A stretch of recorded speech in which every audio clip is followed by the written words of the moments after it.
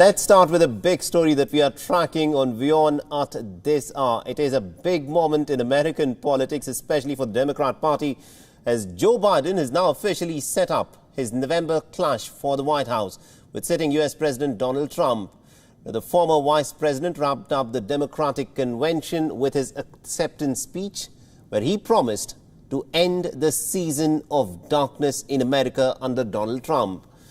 Now, Joe Biden touched upon several important issues during his convention address. He offered sharp criticism of Donald Trump over his fanning of racial hatred and also cozying up to dictators. We also saw an emotional side of the 77-year-old campaigner as he recalled personal tragedies, including the loss of his first wife and also his son, Joe Biden.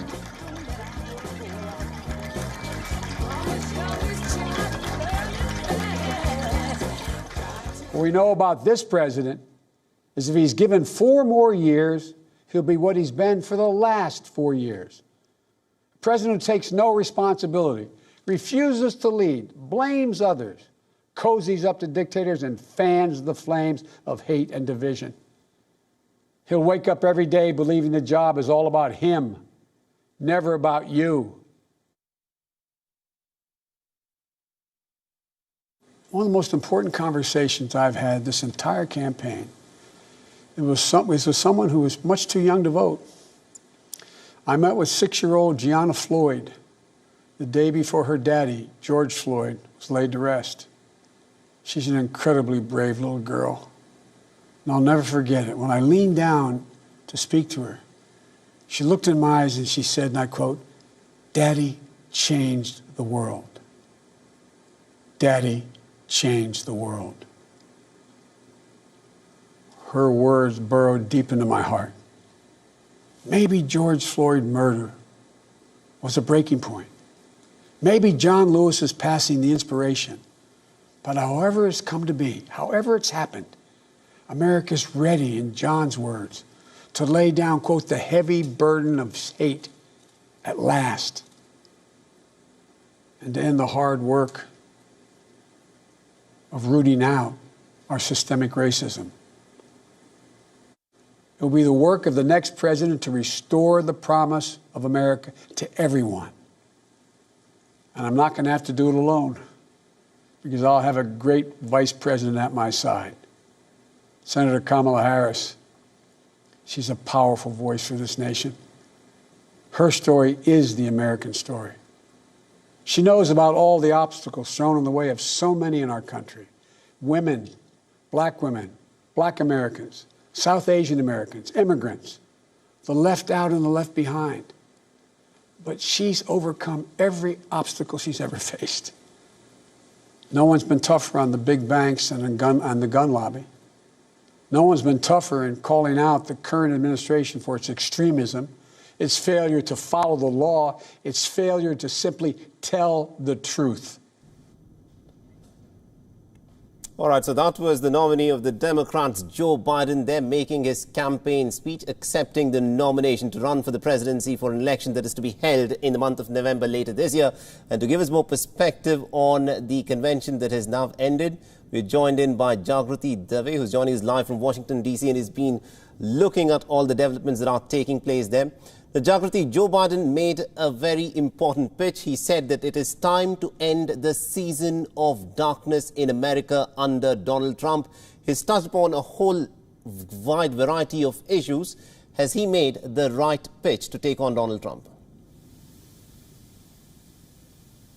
Well, that is indeed the question. Joe Biden, in his speech today, was setting out his vision for America in his own words. Throughout the convention, we've heard other people telling the story of Joe Biden, about his character predominantly. There was a lot of focus on Joe Biden's character, his decency, his honesty, as his colleagues in the party have been portraying him. And today was a chance for Joe Biden to show those qualities, and for voters not just to hear about them, but to see them. And so one of the most most poignant moments in Biden's speech was when he talked directly to families and people who have lost loved ones because of the coronavirus pandemic, which was front and centre. An example that commentators have said of showing, not telling, showing the empathy that we've heard so much about. But the question is it enough? Is the character pitch that the Democrats have been going for and that Joe Biden has been going for by telling the story of his family and his values, is that what voters will look for when they are voting for their next president? Or will they look to issues and policies like the economy, which recent polls have been suggesting that voters actually might be trusting the Republicans and President Trump more on issues like the economy and jobs than the Democrats? So it remains to be seen whether this pitch has set the right note. Of course, within the Democratic Party, they believe that it is the right note, this refrain of the light that Joe Biden says he represents and the darkness and the negativity that they say that the Trump campaign and the current president represents. They view that as a very successful storytelling mechanism. But again, this is not an in-person convention, so as Joe Biden made his speech, there wasn't the traditional balloon drop at the end. There wasn't the applause from the crowd that would lift the speech at the right inflection points. It was virtual. He got the Zoom applause at the end. How many people are actually watching this online? How many people are watching this on television?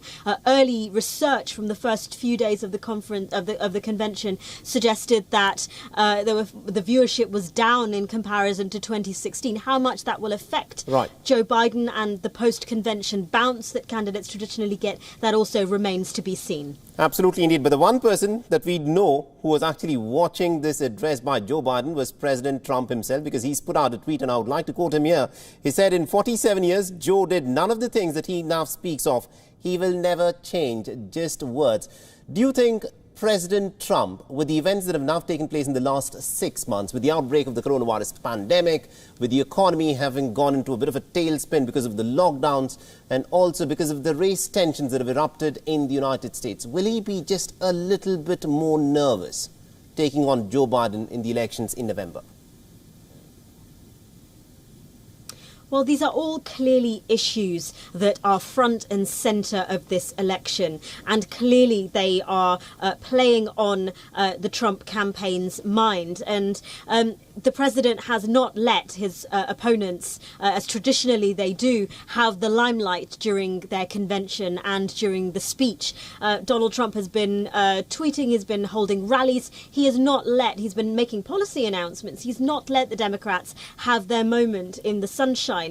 Which does suggest that he is concerned, at least to make sure that he is front and centre as much as he possibly can. Recognition that he has not been able to hold rallies in the way that he would normally have done without the coronavirus pandemic, and that concerns that may have affected his campaigning. So yes, of course, all of these issues are of concern to the Trump campaign, and it'll be interesting to see how these play out in the minds of voters going ahead.